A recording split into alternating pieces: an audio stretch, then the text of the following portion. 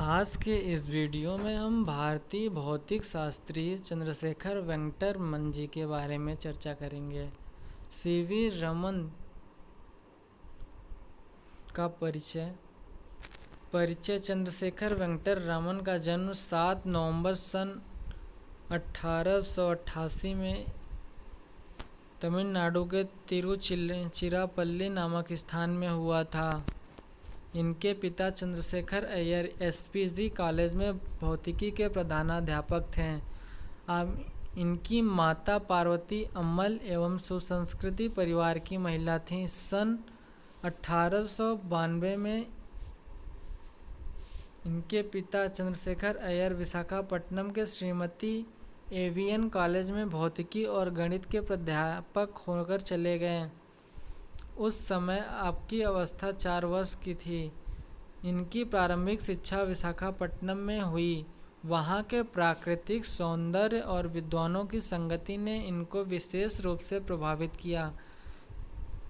शिक्षा इनके 12 वर्ष की अल्पावस्था में ही मैट्रिक की परीक्षा उत्तीर्ण कर ली थी। तभी इनको श्रीमती एनी बेसेंट के भाषण सुनने का सौभाग्य प्राप्त हुआ। उनके लेख पढ़ने को मिले। इनको रामायण महाभारत जैसे धार्मिक ग्रंथों का अध्ययन किया। इससे इनके हृदय पर भारतीय गौरव की अमिट छाप पड़ गई। इनके पिता उच्च शिक्षा के लिए विदेश भेजने के पक्ष में थे, किंतु एक ब्रिटिश डॉक्टर ने इनके स्वास्थ्य को देखते हुए विदेश न भेजने का परामर्श दिया। फलतः इनको स्वदेश में ही अध्ययन करना पड़ा। इन्होंने सन 1903 ईस्वी में चेन्नई के प्रेसिडेंसी कॉलेज में प्रवेश ले लिया। यहाँ के प्रधानाध्यापक इनकी योग्यता से इतने प्रभावित हुए कि इनको अनेक कक्षाओं में उपस्थिति होने से छूट मिल गई। इन्होंने बीए की परीक्षा में विश्वविद्यालय में अकेले ही प्रथम श्रेणी में आए। आप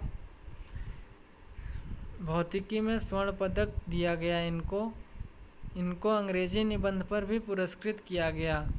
इन्होंने सन 1907 में मद्रास विश्वविद्यालय से गणित में प्रथम श्रेणी में एमए की डिग्री विशेष योग्यता के साथ हासिल की।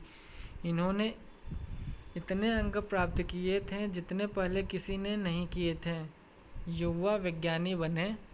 इन्होंने शिक्षार्थी के रूप में कई महत्वपूर्ण कार्य किए। सन 1906 में इनका प्रकाश विवर्तन पर पहला शोध पत्र लंदन की फिलोसफिकल पत्रिका में प्रकाशित हुआ।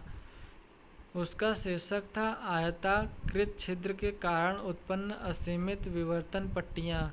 जब प्रकाश की किरणें किसी छिद्र में से अथवा किसी अपारदर्शी वस्तुओं के किनारों पर से गुजरती हैं, किसी पर्दे पर पड़ती हैं, तो किरणों के किनारे पर मद और तीव्र अथवा रंगीन प्रकाश की पट्टियाँ दिखाई देती हैं।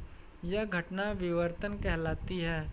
विवर्तन गति का सामान्य लक्षण है। इससे पता चलता है कि प्रकाश तरंगों में निर्मित है। वृत्ति एवं शोध उन दिनों इन्होंने समान प्रतिभाशाली व्यक्ति के लिए भी वैज्ञानिक बनने की सुविधा नहीं थी। अतः इन्होंने भारत सरकार के वित्त विभाग की प्रतियोगिता में बैठे गए।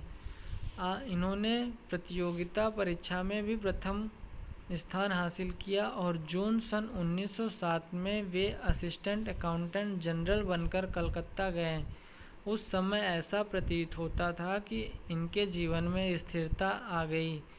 इन्होंने अच्छा वेतन पाएंगे और अकाउंटेंट जनरल बनेंगे, बुढ़ापे में ऊंची पेंशन प्राप्त करेंगे। पर ये एक दिन कार्यालय से लौट रहे थे कि एक साइन बोर्ड देखा जिस पर लिखा था वैज्ञानिक अध्ययन के लिए भारतीय परिषद, Indian association for cultivation of science. मानो इनको बिजली का करंट छू गया हो। तभी इन्होंने ट्राम से उतरे और परिषद कार्यालय में पहुंच गए। वहां पहुंचकर अपनी परिचय की दिया और परिषद की प्रयोगशाला में प्रयोग करने की आज्ञा पा ली। तत्पश्चात इनका तबादला पहले रंगून और फिर नागपुर हुआ। अब इन्होंने घर में ही प्रयोगशाला बना ली थी और समय मिलने पर उसी में प्रयोग करते रहते थे। सन 1911 ईस्वी में इनका तबादला फिर कलकत्ता हो गया, तो यहाँ पर परिषद की प्रयोगशाला में प्रयोग करने का फिर अवसर मिल गया। यह क्रम सन 1917 ईस्वी में निर्विघ्न रूप से चलता रहा। इस अवधि के बीच इन्होंने अंशकालिक अनुसंधान का क्षेत्र ध्वनि के कंपन और कार्यों का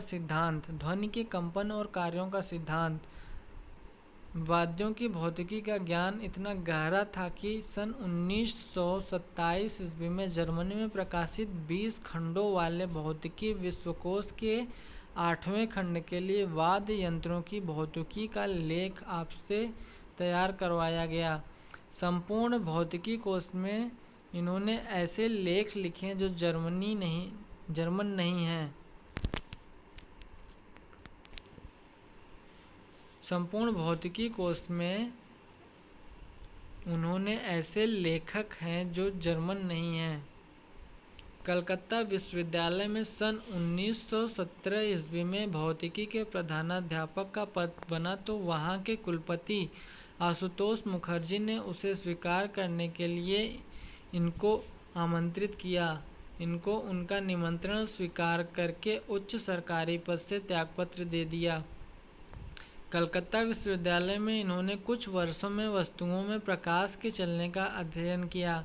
इनमें किरणों का पूर्ण समूह बिल्कुल सीधा नहीं चलता है, उसका कुछ भाग अपनी राह बदलकर बिखर जाता है। सन 1921 ईस्वी में वे विश्वविद्यालयों की कांग्रेस में प्रतिनिधि बन गए, ऑक्सफोर्ड गए। वहाँ जब अन्य प्रतिनिधि लंदन में दर्शनीय वस्तुओं को देख अपना मनोरंजन कर रहे थे, वहाँ वे सेंट पॉल के गिरजाघर में उसके फुसफुसाते गलियारों का रहस्य समझने में लगे हुए थे।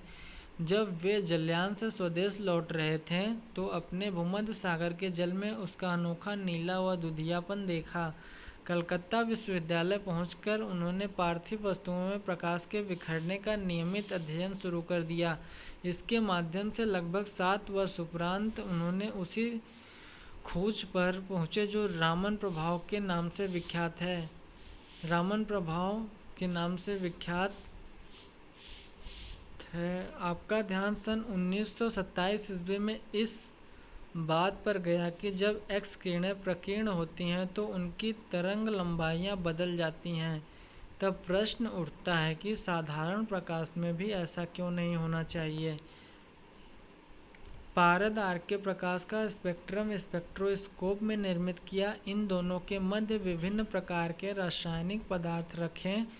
पारद आर्क के प्रकाश को उनमें से गुजारकर स्पेक्ट्रम बनाएं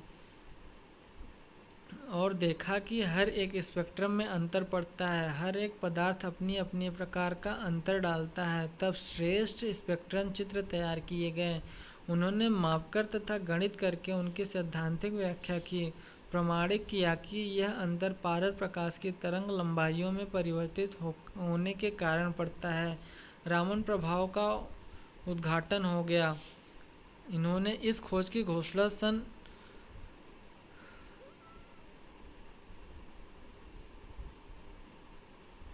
29 फरवरी सन 1928 ईस्वी को की। इनको सम्मान आप सन 1924 ईस्वी में अनुसंधानों के लिए रॉयल सोसाइटी लंदन के फेलो बनाए गए। लंदन रॉयल सोसाइटी के फेलो 1924 ईस्वी में बनाए गए थे। रामन प्रभाव के लिए इनको सन 1930 ईस्वी में नोबेल पुरस्कार दिया गया था। रामन प्रभाव के अनुसंधान के लिए नया क्षेत्र खुल गया। 1948 में सेवानिवृत्ति के बाद उन्होंने रामन शोध संस्थान की बेंगलोर में स्थापना की और इसी संस्थान में शोधरत रहे। 1954 ईस्वी में भारत सरकार द्वारा भारत रत्न की उपाधि से विभूषित किया गया और 1957 में लेनिन शांति पुरस्कार भी प्रदान किया गया। 28 फरवरी सन 1928 को चंद्रशेखर वेंकट रामन ने रामन प्रभाव की खोज की, जिसकी याद में भारत इस दिन को प्रत्येक वर्ष राष्ट्रीय विज्ञान दिवस के रूप में मनाया जाता है। याद रखिएगा, 28 फरवरी को राष्ट्रीय विज्ञान दिवस मनाया जाता है। वो चंद्रशेखर वेंकटरमन जी की याद में। धन्यवाद दोस्तों।